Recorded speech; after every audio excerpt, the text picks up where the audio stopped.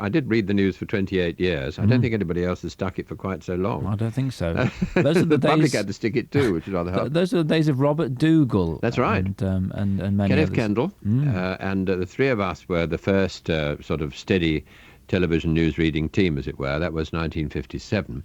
The actual television news started in 54. The Americans had done it, but the BBC had not previously attempted to do a sort of news of the day program. I mean, there was a marvelous thing called television newsreel, which they put out, highly professional, rather like a cinema newsreel. In other words, it didn't too much matter if it was stories of the day. If it was yesterday, they'd time to edit and to add music and add effects and all the other things and make it into a kind of entertaining package.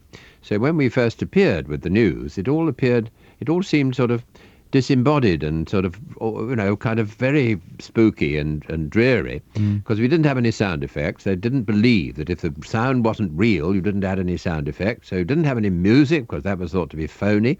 So the whole thing seemed to be completely disembodied at first.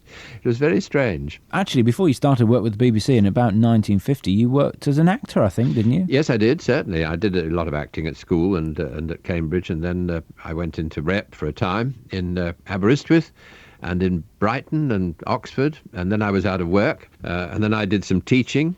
While I was teaching, I thought, well, I might try the BBC, so I sent them a tape. Oh, no, it wasn't a tape, it was wire in those days. You had a wire recorder, really quite an odd, the predecessor of the tape machine.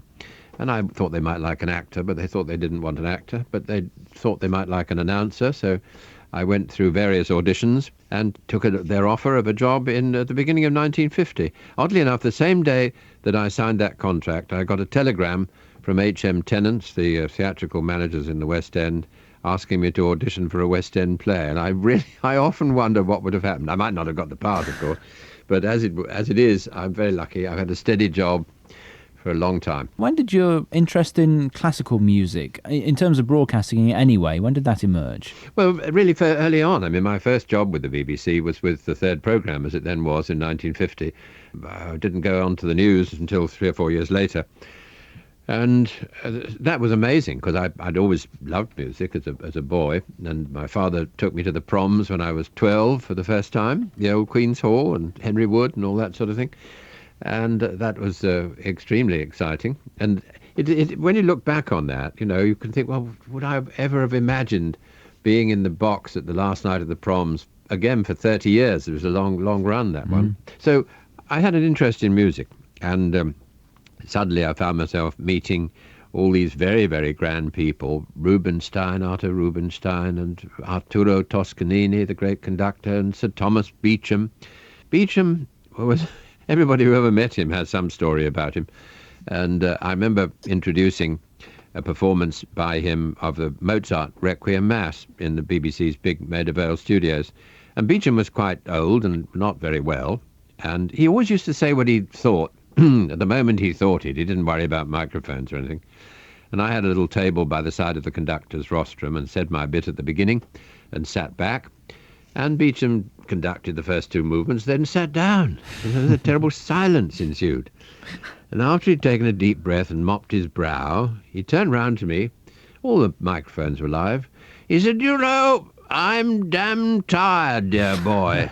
Why don't you think of something else to say? Don't care what it is. Just fill in a bit till I'm ready to go on.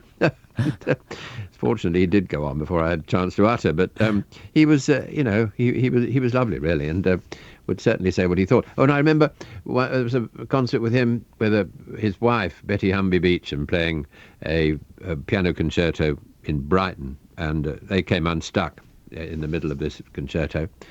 And Beecham wasn't at all put off. He just turned round to her and said, "C major, you damn fool." More or less proceeded as it should have done after that. And I also have fond memories of Mary, Mungo and Midge. Oh, it was fun, I must say. It was a lovely series. I played the part of Mungo, the dog, who was rather serious and gruff. And then there was Midge, who was a mouse, and he talked like that. And I didn't play Mary. We had to go with somebody else to play Mary. The artist's daughter played Mary. And it was great fun. And, of course, it ran on for quite a considerable number of years at, I think, lunchtimes or whenever it was. Yes. As always, if you enjoyed this interview, please click on the like button, ring that notification bell so that you don't miss out in the future, and if you possibly can, please subscribe to the channel. Thank you.